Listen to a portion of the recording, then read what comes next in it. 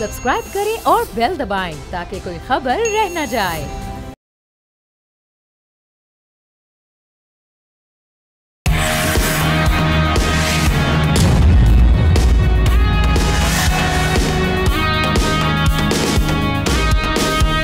अस्सलाम वालेकुम, आप देख रहे हैं न्यूज़ पंच। मैं हूं आमना खटाना। नाजरीन, गुज़श्ता दिनों मीर अली में दहशतगर्दों के हमले में लेफ्टिनेंट कर्नल और कैप्टन समेत 7 फौजी जवान की शहादत के बाद क्लियरेंस ऑपरेशन में 6 दहशतगर्दों को वासिले जहन्नुम किया गया, जबकि शिमाली वजीरिस्तान में दहशतगर्दों की मौजूदगी की इतला पर 17 और 18 मार्च की दरमियानी शब किए गए ऑपरेशन में इंतहाई मतलूब दहशतगर्द कमांडर सहरा उर्फ जानान समेत 8 दहशतगर्दों को हलाक किया गया। दूसरी जानब दफ्तर खारिजा की जानिब से जारी एलामिया में बताया गया कि पाकिस्तान ने भी जवाबी कार्रवाई में अफगानिस्तान में मौजूद दहशतगर्दों के खिलाफ खुफिया इतलात पर ऑपरेशन किया, जिसमें कलअदम TTP और हाफिज गुल बहादुर के ठिकानों को निशाना बनाया गया। गुल बहादुर ग्रुप कलअदम TTP पाकिस्तान के अंदर कई दहशतगर्द हमलों का जिम्मेदार है। अब सवाल यह है कि पाकिस्तान में बढ़ती दहशतगर्दी में अफगान सरजमीन का मुसलसल इस्तेमाल कितना बड़ा चैलेंज है और इस पर कैसे काबू पाया जा सकता है, ये सवाल अपने पैनलिस्ट की जानिब रखेंगे। पैनलिस्ट का मैं तारुफ करवा देती हूँ। आज हमारे साथ नज़ीर लकारी साहब कराची स्टूडियो से मौजूद है। इस्लामाबाद स्टूडियो से हमें एहतशामुल हक साहब ज्वाइन कर रहे हैं। डॉक्टर दानिश हमारे साथ वीडियो लिंक के जरिए हैं। शहजादा जुल्फ़िकार साहब कोयटा से वीडियो लिंक के जरिए हमारे साथ मौजूद हैं। आप तमाम का बेहद शुक्रिया। आगाज़ करूँगी एहतशाम साहब आपसे, ये इस सारी जो सिचुएशन पेश आई है इसको किस तरह से एनालाइज करेंगे आप, और आगे अभी किस तरह से इस पर ओवरकम किया जाएगा? देखिए, हम ना फौरी तौर पे तो जो करने की ज़रूरत है, जो स्टेट ऑफ डिनाइल में अफ़गान हुकूमत है, चलें पाकिस्तान को तो कहते हैं कि जी आपने हम पे गलत हमला किया और आप गलत बयानी करते हैं कि हमारे लोग यानी हम TTP को पाल लें और वहाँ से जाके पाकिस्तान पे हमले करते हैं। अभी स्टेट डिपार्टमेंट के वाइस जो उनके हैं तर्जुमान पटेल साहब ने क्या कहा है कि जी ये तो रिएक्शन हुआ है और उससे पहले पाकिस्तान में हमला किया गया और उसका जवाब दिया गया। और इसी तरह से आप देख लें यूनाइटेड नेशन के ऑफिशियल्स कह रहे हैं कि जी ये जो कर रहे हैं आप गलत कर रहे हैं, आपकी दहशतगर्दी की तंजीमें बैठी हुई हैं वहाँ पे अफ़गानिस्तान में और ये काम अफ़गान हुकूमत का उनको रोके।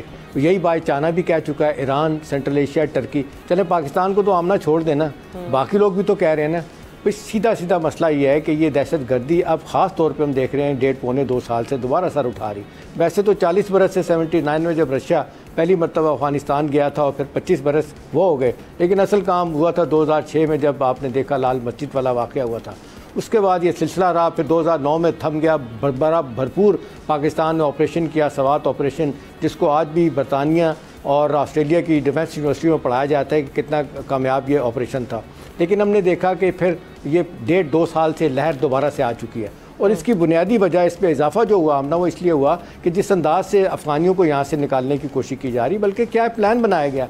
जब पाकिस्तान को वो कहते हैं कि जी आप अपने अंदर के हालात ठीक करें, अपने घर को ठीक करें, तो फिर यहाँ से जवाब आता है जी अपने घर को ठीक कर रहे हैं, लिहाजा जो यहाँ पे गैर मुल्की लोग बगैर पासपोर्ट वीज़े के यहाँ रहते हैं उनको निकाला जाएगा। अब असल उनको प्रॉब्लम ये है, अगर मैं ये कहूँ कि तकलीफ़ कुछ सख्त लफ्ज़ है कि भी इनको क्यों निकाला जा रहा है। भैया पाकिस्तान ने अगर अपने घर का ठीक करना है, मामले को घर को सही करना है, तो ज़ाहिर है लोगों को निकाला जाएगा। तो ये एक रिएक्शन उनका भी, यही बात अमेरिकन भी कह रहे हैं, चाइना भी कह रहा है इनको कि भाई आप ये देखें कि आपको इसका कितना नुकसान हो रहा है। 1.25-2 साल से आप एक अबूरी हुकूमत बना के बैठे हैं, कोई आपको तस्लीम करने के लिए तैयार नहीं। क्यों? इसलिए कि आपने इंश्योर करना था। दोहा कार्ड जो फरवरी 2020 वाला था, उसमें आपने कहा था कि जी अफ़गानिस्तान की सरजमीन जो हमारे हमसाए उनके ख़िलाफ़ नहीं इस्तेमाल होगी। चाइना भी कहता है इस्तेमाल होती, ईरान भी कहता है, टर्की भी कहता है, सेंट्रल एशिया की 6 स्टेट्स कहती हैं, पाकिस्तान भी कहता है, सारे झूठ बोल रहे हैं। तो देखें ये वक्त आ गया, इनको चाहिए कि अपना भी काम ख़राब कर रहे हैं और पाकिस्तान के लिए मुश्किलात पैदा करने की कोशिश करते हैं।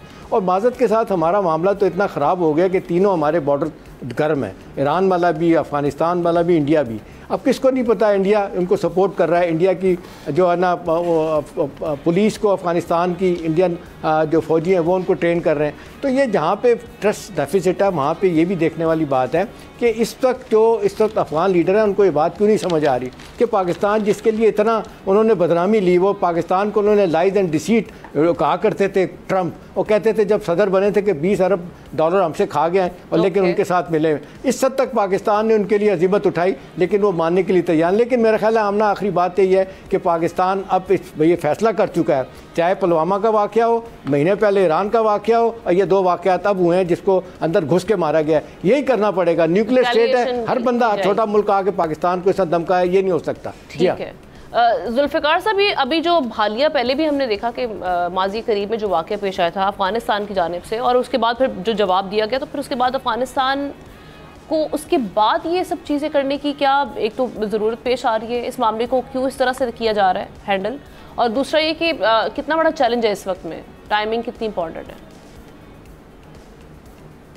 देखें, हमने जिस तरह इन्होंने इत्तेशाम साहब ने कहा, बिल्कुल ठीक कहा कि ये शायद हम इसी चक्कर में लगे रहे कि अफ़गानिस्तान में जो नई हुकूमत आई है, इंटरिम हुकूमत आई है तालिबान की, इनके साथ जो हैं वो ताल्लुकात इस्तवार करें। छोटी मोटी चीज़ें होती रहती हैं।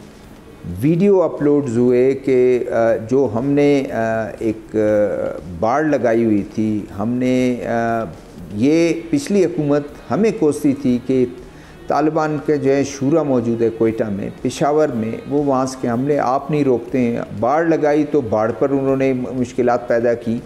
और शायद आपको याद होगा कि 2017 में जब सेंसस हो रहा था तो उस वक्त भी किली लुकमान और किली जहांगीर जो चमन बॉर्डर के एरिया में है, वहाँ पर सेंसस में लोग मसरूफ़ थे और उनके फ़ौजी घुस गए थे और लोगों को आगे रखा और फ़ौजी पीछे से वो कर रहे थे। उसके बाद बड़ा हौसले का काम था कि वो पीछे खुद हट गए, गाड़ियों को उनको फायरिंग की गई, उसके बाद फिर रिएक्शन दिखाया गया। तो ये होता रहा है। बाढ़ को उखाड़ना, वीडियो अपलोड करना, ये वो कर रहे थे, तालिबान कर रहे थे। फिर तालिबान की तरफ से कि जी तसव्वुराती सरहद है, इसको हम नहीं मानते हैं, ड्यूरेंट लाइन क्या है, इसको तमाम चीज़ें मेरे ख़्याल में काफ़ी पाकिस्तान की तरफ से बहुत सब्र आज़मा और बहुत दिल बड़ा करना पड़ा उसको।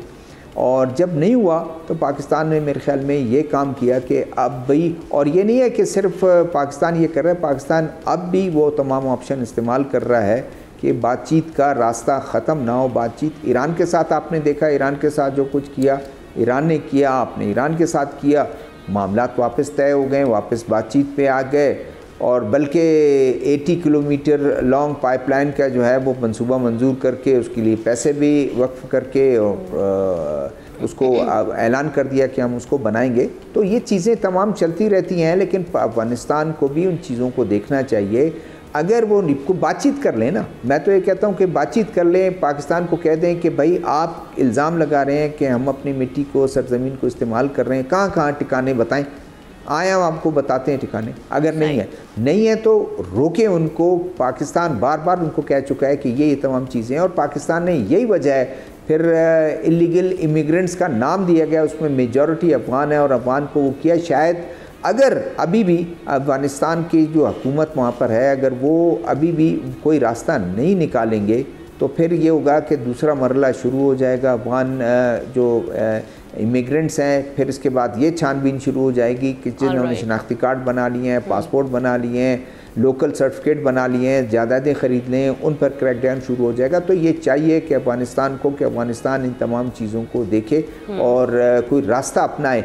एक कोशिश की गई थी मौलाना फजलुर रहमान साहब को भेज के, मौलाना फजलुर रहमान साहब ने जाके वहाँ मान लिया कि हाँ ये लीगल इमिग्रेंट्स को जिस तरह निकाल रहे हैं गलत है, मेरा भी इख्तिलाफ है, सारा कुछ है, लेकिन वो बात उस तरह बनी नहीं। एक दिन के लिए जो हमारी इत्तला है कि कंधार उनको ले जाया गया मौलाना फजलुर रहमान साहब को, और सीधे उनकी जो अमीरुल मोमिनीन है हैबत ज़्यादा, उनके पास एक मुलाकात हुई। अंदर से कोई बात को बनी नहीं।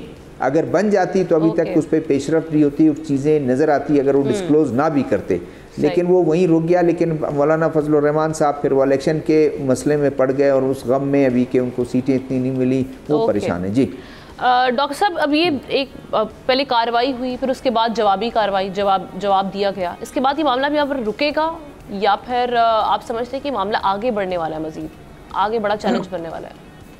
देखिए 2021 अक्टूबर से पहले जो भी अमल हो रहा था वो अफ़गान तालिबान की हुकूमत अक्टूबर 2021 में आई। उसके बाद दर्जनों पाकिस्तान के ऊपर हमले किए गए हैं टीटीपी की तरफ से, और टीटीपी में अब कई किस्म के ग्रुप जो हैं वो टीटीपी में शामिल हो चुके हैं। और ये जो जिस ग्रुप के ऊपर निशाना लगाया गया है ये गुल बहादुर ग्रुप है, और ये ग्रुप एक में ग्रुप तालिबान के नाम से माना जाता था। पाकिस्तान ने अफ़गान तालिबान की बड़ी मदद की है और ये जो अफगान तालिबान की हुकूमत है, इसमें पाकिस्तान का अखलाकी और कई किस्म से मदद शामिल है। लेकिन सवाल ये पैदा होता है कि जी जो दोहा एग्रीमेंट था उसमें यही था कि आप अपने सरजमीन को किसी भी मुल्क के ख़िलाफ़, ख़ास तौर पे पड़ोसी मुल्क के ख़िलाफ़ इस्तेमाल नहीं करेंगे। अब तक 4223 सिविलियन और फौजी अभी हालिया जो स्ट्राइक हुई है उसमें शहीद हुए हैं और दर्जनों ये कर चुके हैं। अब सवाल ये पैदा होता है कि आप अफगानिस्तान की सरजमीन जो इस वक्त दहशतगर्दों के लिए एक कमीनगाह है, मैं तो उसे कमीनगाह कहता हूँ, कमीनगाह है, वहाँ से ये ऑपरेट करते हैं और आते हैं। देखिए, पाकिस्तान के खिलाफ एक प्रॉक्सी का कई अरसे से पाकिस्तान एक प्रॉक्सी वॉर का शिकार है और ये तालिबान, TTP, बहादुर, दाइश और दूसरे एरार और बहुत सारे ग्रुप जो हैं वो मुख्तलिफ मुल्कों के मफाद के हवाले से यहाँ काम करते हैं। लेकिन सवाल पैदा होता है कि 31/2021 के बाद जब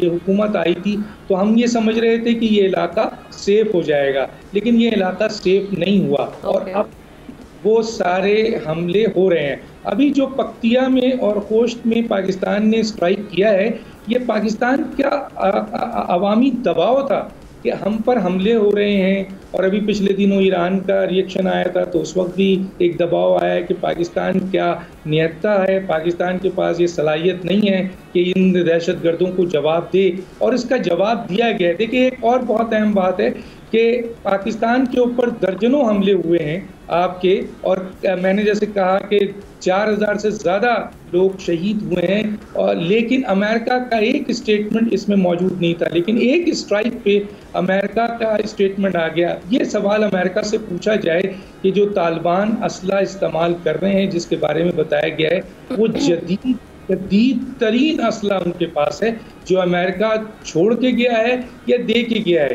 तो कहने का मतलब ये है कि पाकिस्तान, और ये एक बहुत अच्छा इक़दाम मौजूदा जो आर्मी चीफ है उन्होंने किया। मैं हुकूमत को तो कहता हूँ उनके तो इख्तियार भी नहीं है, आज भी जो हुकूमत है उसका इख्तियार होता तो काबीना में ऐसे लोग नहीं आते, बहुत सारे ऐसे फैसले नहीं होते, चीज़ें नहीं होती। तो हुकूमत तो छोड़िए, ये बहुत बड़ा एक इक़दाम अच्छा किया है आर्मी चीफ ने। तो इलीगल यहाँ ऑक्यूपेंट्स थे, खासतौर पे अफगान मुहाजिरीन जो कि एक तरह से पाकिस्तान में पनाहगाह थे, उन दहशतगर्दों के लिए आकर यहाँ जम हो जाते थे और यहाँ से स्ट्राइक करके यहीं छुप जाते थे और फिर यहाँ से निकलते थे। उनके लिए ये जो इक़दाम हुआ है कि इनको पाकिस्तान से निकाला जाए, ये बहुत अच्छा और बहुत अच्छा इक़दाम था। ठीक है लगारे साहब, अभी अगेन वही जिस तरह से मैंने भी जिक्र किया कि अभी माजी करीब में ईरान के साथ जो एक कार्रवाई और उसके बाद जो उसका जवाब दिया गया, वहाँ से क्या कैलकुलेशन नहीं की गई थी अफगानिस्तान की जानिब से? अब फिर इस तरह के वाक़यात पेश आ रहे हैं, अब रिटेलिएट किया गया, जवाब दिया गया, तो ये मामला क्या अब रुक जाएंगे? जवाब मिल चुका है या फिर अभी भी आगे बढ़ेंगे? मेरे ख्याल में बहुत बड़ा एक इकनॉमी चल रही है, ये वार इकनॉमी चल रही है और दहशतगर्दी भी इकनॉमी बन चुकी है। अफगानिस्तान के बॉर्डरिंग एरियाज़ में वार लॉर्ड्स जो हैं वो इसके इकनॉमी के तौर पर इस्तेमाल करते हैं और इसको समझते हैं कि वो उनके बहुत बड़ा उनका स्टेक बना हुआ है। और पाकिस्तान के लिए यही एक इक़दाम बाकी रह गया है और कि वहाँ पर या तो घुसकर वहाँ मारे या इसको ज़ीरो टॉलरेंस होनी चाहिए कि किसी भी किस्म का अगर अफ़गानिस्तान की तरफ से ऐसी कोई भी कार्रवाई होती है तो फिर उसका जवाब बिल्कुल ऐसे ही देना चाहिए जैसे अब जवाब दिया गया है। और पाकिस्तान को ये जो एक रवैया रहा है ना कि जनाब यहाँ तो हमारी स्ट्रेटेजिक डेप्थ है, भाई हमारे ये स्ट्रेटेजिक डेप्थ अगर हमारे गले में पड़ती है और हमारी मुसीबत आती है, हमारे लोग मरते हैं, हमारे इतना कि हमारे बाकायदा सिक्योरिटी फोर्सेस के जवान शहीद होते हैं, तो क्या हम अपना देखते रहेंगे कि जनाब इनके साथ हमने कैसे ताल्लुकात रखने हैं, क्या चीज़ है? ठीक है, क्या आप मुल्कों का एहतराम होता है? क्या हुआ है अफ़गानिस्तान के तालिबान को?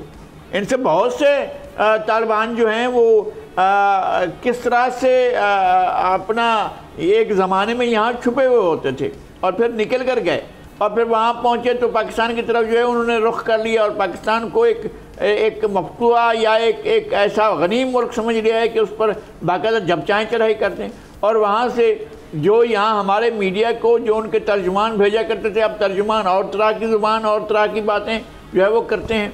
ये सारे लोग जो हैं इनको जानते हैं, सारे लोग जानते हैं, जो मीडिया से मुतालिक लोग हैं इन सब तमाम लोगों को जानते हैं। चले जी, हमारे पैनलिस्ट की इस पर राय आ चुकी है। एक ब्रेक लेते हैं और ब्रेक के बाद हम डिस्कस करेंगे। स्टे विद अस।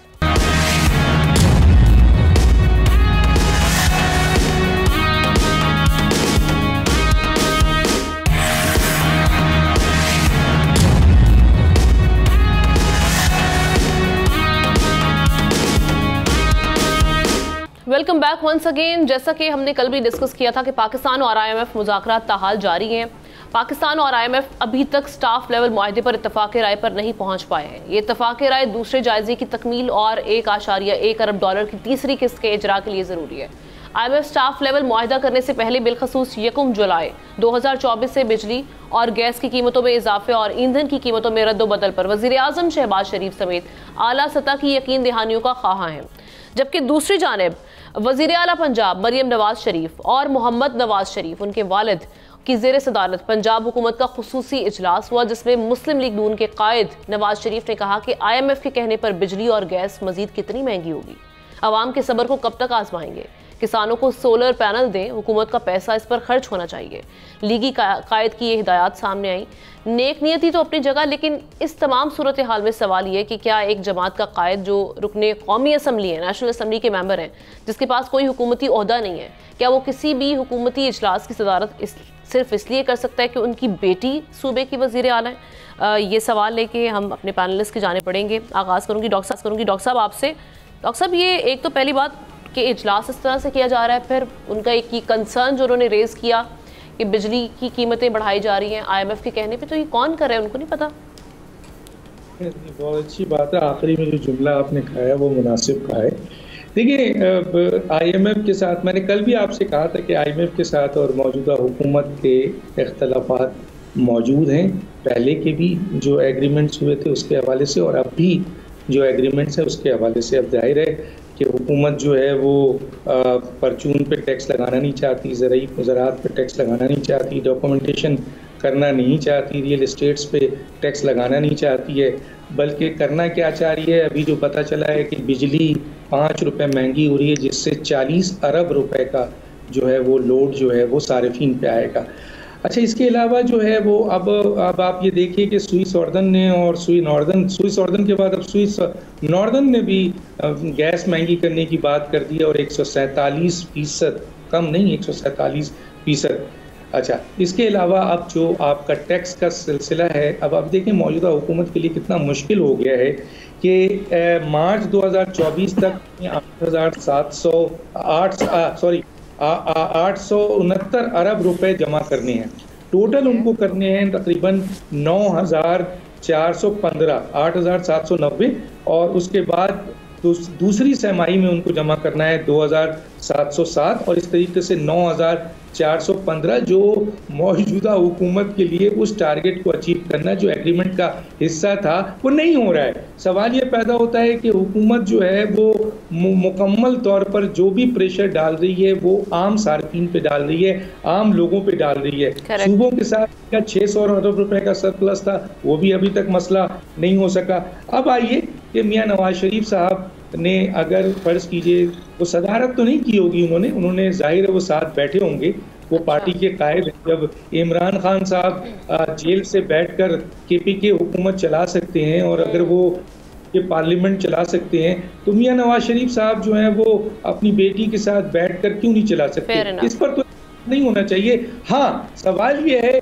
कि इससे पहले कि मैं मियां नवाज शरीफ साहब की एक बहुत अहम बात आपसे करूं, तो लेकिन ये है कि आप मरियम नवाज साहिबा को और बिलावल भुट्टो साहब को, जो कि 5 रुपए बढ़ने जा रहा है, 40 अरब रुपए जो आवाम पे आ रहा है, ज़रा ये तो बताएं। आपने वादा किया था कि हुकूमत आने के बाद 200 और 300 यूनिट जो 75% टोटल कंज्यूमर हैं उनकी बिजली फ्री कर देंगे। कहाँ है मरियम साहिबा? मंशूर में बार बार ये चीज़ हाईलाइट की गई थी, आई रिमेंबर।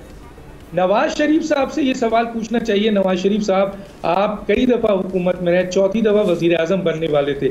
मुझे ये बताइए कि क्या वजूहात है कि ये जो बिजली महंगी है, जो पैदावार महंगी हो रही है, क्यों नहीं आपने दूसरे रिसोर्सेज को, बिजली को इस्तेमाल किया? आपने कोयले को क्यों नहीं किया, पानी को क्यों नहीं किया, सूरज को क्यों नहीं किया, हवा को क्यों नहीं किया, कचरे को क्यों नहीं किया, आपने शुगर मिल्स को क्यों नहीं किया, आपने गोबर को क्यों नहीं किया? यानी पंजाब के अंदर मुख्तलिफ जो आपके ग्रुप्स हैं वो गोबर से बिजली बना रहे हैं और उसके बाद बायोगैस भी बना रहे हैं। तो सवाल ये है कि आपसे पूछा जाए कि कोयला जो 180 मिलियन टन आपके पास मौजूद है, उससे आपने 3 रुपए लगता है। आज बिजली IPPs का तकरीबन मैंने पढ़ा कि कोई 42 कह रहा है एवरेज, 63 कह रहे हैं आपके P यूनिट कमर्शियल, 57 कह रहे हैं कि हाउस का यूनिट है, और इस पे सरचार्ज और सब चीज मिलाकर आप सोचिए क्या हालात है। एहतशाम साहब, ये जवाब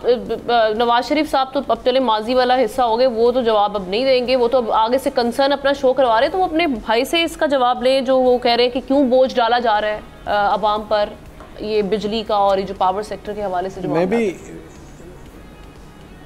मैं भी हमने यही कहने वाला था कि बजाय वो लोगों को ये कहें कि जी हमें बताया जाए कि जी ये कब बिजली और गैस लोगों के लिए सस्ती होगी, महंगाई कब कम होगी, जो 29% इस वक्त है, और अनऑफिशियली तो कहा जा रहा है शायद 40% के करीब है। लेकिन अब जिस तरह आप कह रही हैं, प्राइम मिनिस्टर शहबाज शरीफ साहब हैं, फिर 12 करोड़ सूबे की आपकी बेटी साहिबा जो हैं वो चीफ मिनिस्टर हैं, आप उनसे पूछें कि ऐसा क्यों है। मेरा ख्याल है आमना के कुछ करने की ज़रूरत नहीं है। अगर कुछ नहीं भी करने की ज़रूरत तो बहुत कुछ है, जिस तरह डॉक्टर साहब कह रहे हैं ना कि इतने और ज़राए हैं, वहाँ से बिजली क्यों नहीं पैदा की जाती और गैस को क्यों नहीं पैदा करने की कोशिश की गई। मैं कहता हूँ मत करें। इस वक्त जो 30 से 35% गैस की चोरी है, ट्रांसमिशन लॉसेज हैं बिजली के, इसी तरह आप देख लें डिस्ट्रीब्यूशन लॉसेज हैं, भाई आप क्यों नहीं इसको रोकते। अभी सुई सदर्न और सुई नॉर्दर्न का 268 बिलियन का वो खसारा है, शॉर्टफॉल है। वो शॉर्टफॉल आपसे मुझसे क्यों ले रहे हैं भाई। उनके गर्दन पे उंगली रखे, अंगूठा रख कर जा कहा जाए कि भाई आप गैस चोरी तो खुद करवाते हैं, इंडस्ट्रीज़ को गैस चोरी करवाते हैं, बिलियंस की गैस चोरी होती है, आप कम से कम वही रुकवा लें। भाई नए ज़रा आपने नहीं लेने तो हमें पता है आपके लिए बड़े बहाने हैं कि जी पैसा नहीं है, बाहर की कंपनियाँ नहीं आती, और बहाने हैं, और फिर वेस्टर्न इंटरेस्ट बहुत सारे हैं। वो जो हाइडल लॉबी है वो कुछ और सोचती है, दूसरी लॉबी कुछ और कर रही होती है। तो मेरा ख्याल है इस स्टेज पे तो करने की ज़रूरत यह है कि फौरी तौर पे कि ये जो आप बिजली देखें ना, कितनी अफसोसनाक बात है कि अब ये 147% बढ़ाने की बात है। पिछले साल इसी महीने में 200% गैस बढ़ाई गई, उससे पहले 67% बढ़ाएगी। ये 550 के करीब % तो हम बढ़ा चुके हैं। भाई इसका हल क्या है? इसका हल है कि गैस बिजली तो ऐसे, अब देखें आप जो मायदे करके लेके आते हैं उसमें भी 2 नंबरी करते हैं कि जी जो बाहर से गैस आएगी उसमें कितनी कमीशन खाई। और शायद खकान अब्बासी साहब रोज़ हमें बैठ के जो भाषण दे रहे होते हैं वो आज तक नहीं बता सके कि जी जो पहला जहाज़ आया था सबसे पहले आपने जो मायदा किया था कितने पैसों पे किया था, वो आज तक नहीं इसका जवाब देते। तो मेरा अपना ख्याल है कि ये जो लीकेजेज़ हैं आमना, इसको खुदा का वास्ता अगर ये रोकने की कोशिश करें, और ये डेलिब्रेट है। ठीक है जी लगारी साहब।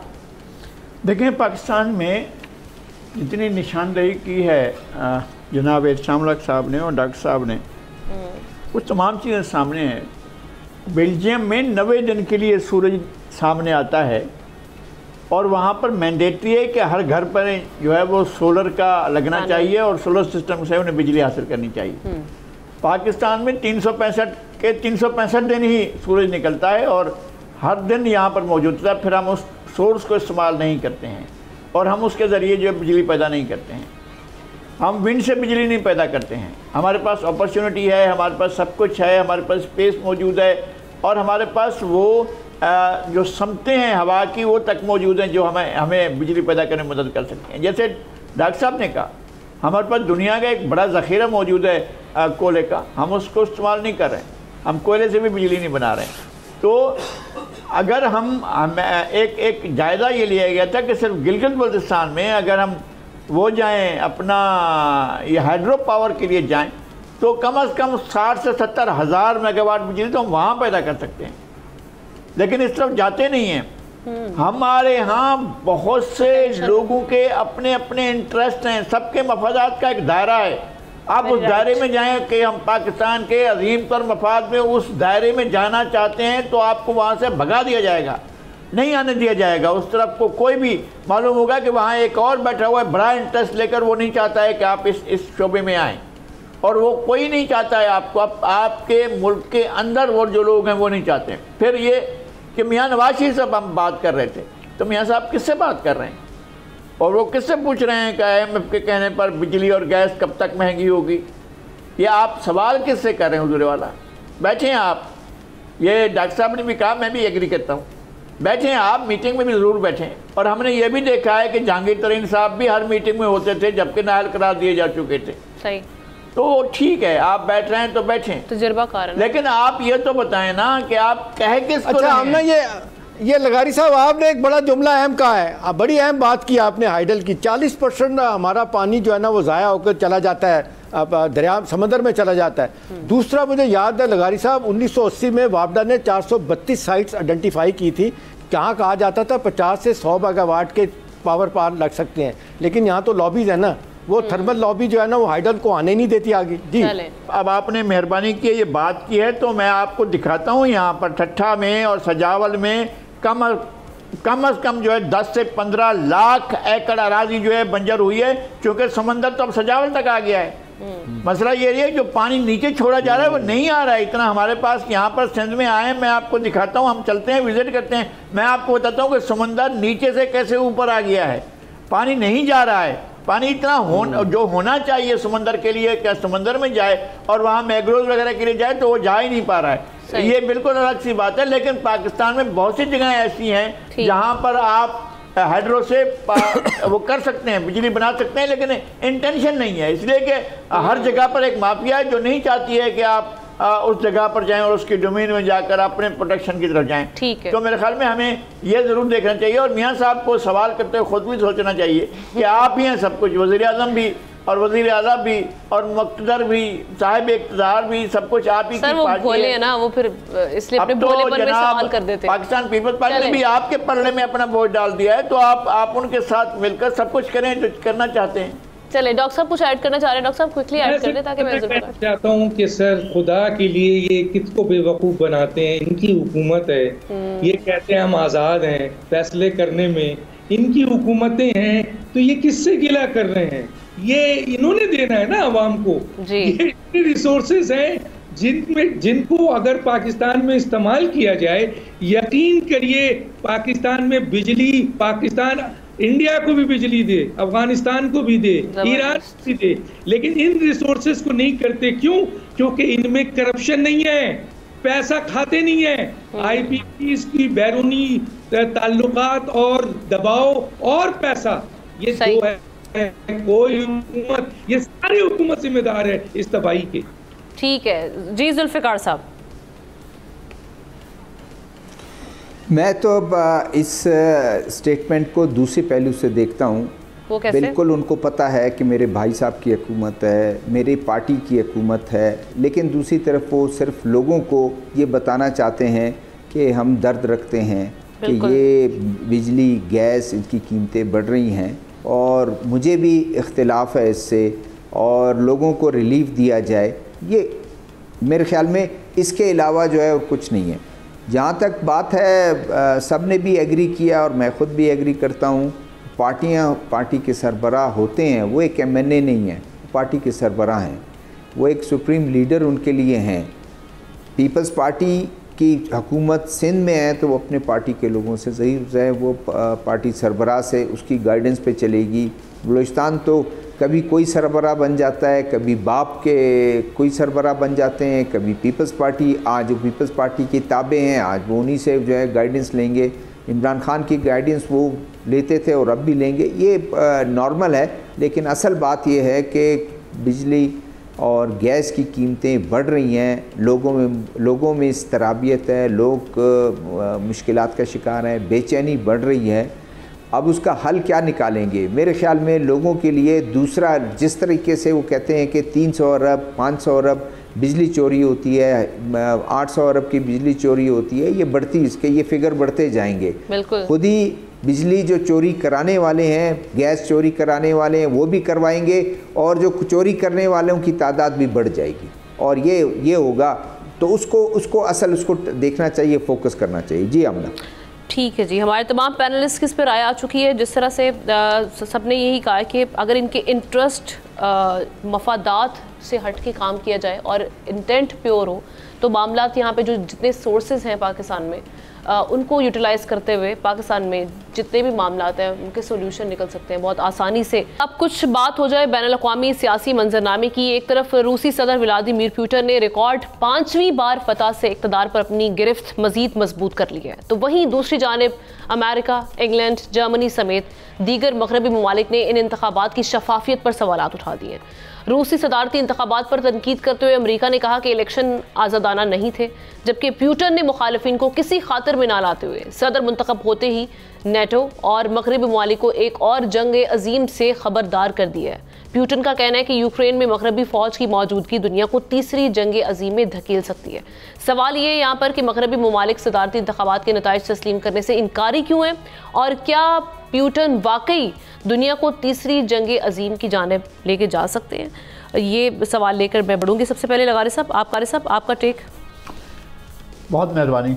बात यह है कि पुतिन ने एक और जुमला भी कहा है, उस दुनिया का क्या फ़ायदा जिस दुनिया में रूस ना हो।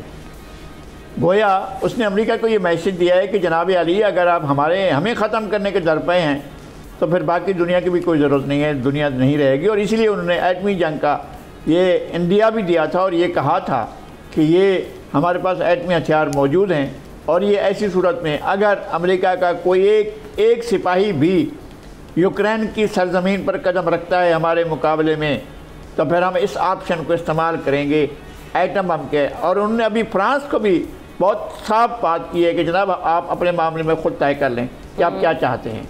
वो उन्होंने यूरोप से भी यही कहा है।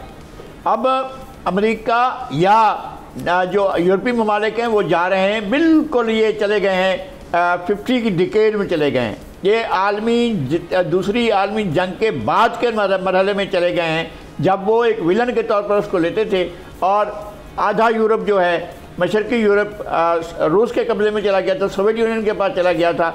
और उसके बाद उन्होंने तय किया था कि कोल्ड वार के ज़रिए कैसे हमने रूस को शिकस्त देनी है और सोवियत यूनियन को और उनके सिस्टम को शिकस्त देनी है। हो सकता है कि आपने उनके सिस्टम को पसपा कर दिया हो सकता है कि आपने अपनी बड़ी फतवात का जश्न मनाया हो। ये भी हमने देखा है, हमने बर्लिन में जाकर देखा है कि आपने दीवारें बर्लिन को गिराया और किस तरह से गिराया था। लेकिन रूस अब भी मौजूद है, रूस के पास वो न्यूक्लियर जो हथियार हैं वो अब भी मौजूद हैं। रूस की अपनी फौजी ताकत अब भी मौजूद है। आप इंगेज रखना चाहते हैं रूस को कि रूस जो है यहाँ यूक्रेन में फंसा रहे, तो आप इंगेज करके ये समझ रहे हैं कि आप इसमें अपने हस्बे मंशा नताइज निकाल लेंगे। मेरा ख्याल है कि यूरोप बहुत बड़ा जुआ खेल रहा है और यूरोप अमेरिका के शहर पर यह जुआ खेल रहा है और उसको अंदाज़ा नहीं है।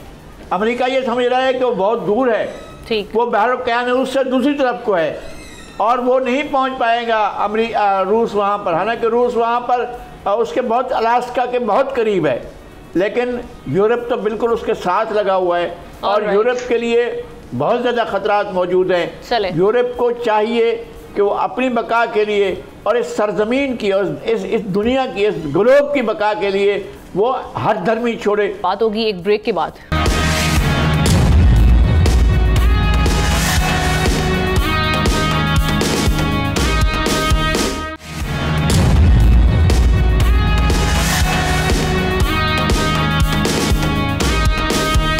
वेलकम बैक वंस अगेन और अब आगे बढ़ते हैं। जुल्फ़िकार साहब, आपका क्विकली इस पे टेक। देखें, ये तो उनके सर्वाइवल की बात है कि यूक्रेन में उसमें छोड़ना नहीं है और सारा वो तस्लीम नहीं करेंगे। वैसे भी डिक्टेटरशिप है वहाँ पर है। जिस तरीके से इलेक्शन पुतिन लड़े और पुतिन 24 साल से बरसर इक़्तिदार हैं और जोसेफ स्टालिन के जो इक़्तिदार था वो ग़ालिबन 29 साल का था और अगर ये इनकी टर्म 6 साल की ख़त्म हो जाती है तो ये रूस के पहले वो शख्स होंगे जितनी इतनी लंबी उनकी इक़्तिदार होगी। अब मगरबी ताकतों के लिए उन्होंने ये करना है और ये उसी वक्त जब नेटो फोर्सेस और नेटो कि उनके बॉर्डर पे आ गई थी यूक्रेन के, तो उसी वक्त से इनका ये है कि नेटो को उसने उनकी शमूलियत का मामला था और उस वक्त रूस कंप्रोमाइज़ नहीं कर रहा था और रूस ने कंप्रोमाइज़ करना भी नहीं है। अब आगे आके वाकई ख़तरनाक सूरत हाल है कि उन्होंने करना क्या है। फ़ौजें भेजती हैं और जिस तरह लियारी साहब ने तो वाज़े कर दिया, मैं उसको रिपीट नहीं करना चाहता। अब ये बहुत ही ज़्यादा एक टेंस है। और फिर रशिया ने चाइना के साथ अपने जो हैं ताल्लुकात, जो अमेरिका का मुखालिफ है या अमेरिका जिसको उसकी आंख में कटकता है, चाइना का फैलाव एक इकोनॉमिक जाइंट है वो। ये इस तमाम सूरत हाल में अगर उसको देखें, आगे दोनों एक दूसरे वार ऑफ नर्व्स लड़ रहे हैं एक दूसरे के साथ काफ़ी अरसे से। कौन इस पे हावी आता है आने वाला वक्त बताएगा। जी सही। डॉक्टर साहब, तो एक इलेक्शंस पे इतने क्यों क्वेश्चन रेज हो रहे हैं? क्या यही वजह है कि जो प्यूटिन साहब की पॉलिसीज़ हैं उसको लेकर ये कंसर्न्स रेज किए जा रहे हैं? जी देखिए, 1991 में प्यूटिन साहब जो हैं वो इक़्तिदार में आए थे और अब उनका तब सबसे तवील यानी 200 साल तारीख़ में सबसे तवील ये जो हैं स्टालिन को भी इन्होंने पीछे छोड़ दिया है। तवील हुक्मरानी हो गई है इनकी, 5वीं दफ़ा ये बने हैं। और तकरीबन इनको पिछले टोटल तो इस वक्त वोट जो कास्ट हुए हैं 67% टर्नआउट रहा है। लेकिन बड़ी बात ये है, जो तकलीफ है ख़ासतौर पर दुनिया को, अमेरिका को, इनके दोबारा बनने पर 88% जो है वो इनको वोट पड़े हैं और 4 उम्मीदवार खड़े हुए थे। तो सोचिए 88% इनको पड़े हैं तो 12% कहाँ डिस्ट्रीब्यूट हुए होंगे। इससे पहले इनको 77% जो है वो वोट डले थे। अब 71 साल इनकी उम्र है, 6 साल के लिए आ गए हैं। तो सोचिए 71 के बाद ये अब 77 में चले जाएंगे 6 साल बाद। यकीनन ये मुझे ये लगता है, मेरा अपना ये ख्याल है कि शायद ये प्यूटिन का आखिरी दौर है हुक्मरानी का और इस दौर में वो चाहेंगे कि रूस को, जहाँ तक रूस की पॉलिसीज़ है, रूस को जितना मजबूत कर सकते हैं और उन्होंने अभी किया है। हालिया रूस जो बिखर गया था अपनी इकनॉमिक बल्कनाइजेशन की बुनियाद पर, तो दोबारा उसको समेटा है और एक बड़ी ताकत बना गया है। अब कहते हैं अमेरिका के बारे में, ये कहते हैं कि अमेरिका सुपर पावर तो है, लेकिन कहते हैं 50 साल के अंदर, जो कहा यह जा रहा है कि 50 साल के अंदर अमेरिका सुपर पावर नहीं रहेगा और उस कई रियासतों में वो टूट जाएगा। कहा जाता है, बड़ी स्टेटमेंट है, रिसर्च है, लेकिन हतमी चीज़ें तो उस वक्त आती है। पाकिस्तान के बारे में बहुत कुछ कहा गया, लेकिन ये कहा जाता है चाइना और रूस एक दफ़ा दोबारा बड़ी सुपर ताकत बनने जा रहे हैं। जी एहतशाम साहब, देखें, ये लाइटर नोट पे मैं बात करूंगा। 87% जो उनको वोट मिले हैं वो इस लिहाज से तो बेहतर हैं कि हमारे यहाँ तो मुशर्रफ और ज़ियाउल हक को जो पड़े थे वो तो आपको पता है 97-98% वोट डाले गए थे। तो वो तो चले हाथ थोड़ा रखा है, वो तो पुतिन साहब ने बड़ी मेहरबानी। दूसरा, स्टालिन का बहुत जिक्र किया गया तो मुझे याद आ गया इलेक्शन के बारे में। स्टालिन का एक कोट है, वो कहते हैं कि जी इलेक्शन में वोट देने वालों की अहमियत नहीं होती, वोट गिनने वालों की अहमियत होती है। अभी देखिए ये जो सारा कुछ हो रहा है, अब जिस तरीके से चाइना ने, उसके बाद इंडिया ने और नॉर्थ कोरिया ने तस्लीम किया और मुबारकबाद दी। आज आपने देखने MBS और किंग सलमान ने भी मुबारकबाद दे दी है। तो ये क्या शो करती है? एक्सेप्टेबिलिटी। गोइंग फॉरवर्ड क्या है, मूव फॉरवर्ड क्या है कि भाई ठीक है आगे चलें। जिस तरह पाकिस्तान के बारे में कहता है इलेक्शन गलत हुए, सही हुए, हमेशा ही गलत हुए, अच्छे कहाँ हुए, तो आगे जाना चाहिए। तो मेरा ख्याल है आने वाला, लगारी साहब ने बड़ी इंपॉर्टेंट बात की है कि देखें 17 ममालिक के साथ रूस की बॉर्डर लगते हैं। आखिरी उसका अलास्का के साथ लगता है कि जो $50 बिलियन में 50s में जनाब भेज दिया था रशिया ने, और आज भी वो कहते हैं, रोते हैं कि सारा का सारा मिलियन वहीं पर पड़े हुए। देखिए अब जिस अंदाज से घेरा तंग कर दिया, नेटो को इतने ज़बरदस्त तरीके से रिवाइव किया गया है कि जो वो मालिक नहीं हिस्सा थे नेटो के, वो जिसमें आप देख लें स्वीडन, नॉर्वे वगैरह, वो भी बन रहे हैं। पिछले हफ्ते स्वीडन को मेंबर बनाया गया, वहाँ पे जितने पंप एंड शो के साथ ब्रसेल्स में इतनी बड़ी जिसको कहते हैं तकरीब हुई है, तो उससे भी अगले दिन ही फिर ये बयान आया था उनका, अपने पुतिन साहब का, कि न्यूक्लियर जंग हो सकती है। मेरा ख्याल है बहुत ज़्यादा अमेरिका प्रोवोक कर रहा है। वैसे तो उनको भी पता है कि जी तबाही है, पुतिन को भी, रशिया को भी पता है। तो मेरा ख्याल है बेटर सेंस प्रिवेल करनी चाहिए अमेरिकन, क्योंकि उनको समझते हैं कि वो यूनिपोलर वर्ल्ड ही हैं और वो समझते हैं कि अपने मामला चलाएंगे। अब वही नेटो के, अपना यूरोपियन यूनियन जो एक पिछले कई अरसे से अपने आप को डिस्टेंस कर रहा था अमेरिका के साथ, अब वो इतने डर गए हैं। ये बिल्कुल सही है, जैसे आप कह रहे हैं, वो अमेरिका की एहतशाम साहब की बेटर सेंस प्रिवेल करनी चाहिए, ज़रूरी है, क्योंकि इसके असरात बहुत ही हम देख रहे हैं कि ख़तरनाक किस्म के होंगे अगर ये मामला आगे बढ़ जाते हैं, एस्केलेशन की जानिब जाते हैं। इसके साथ ही आज के प्रोग्राम का वक्त खत्म हुआ चाहता है। इजाज़त दीजिए, अल्लाह हाफ़िज़।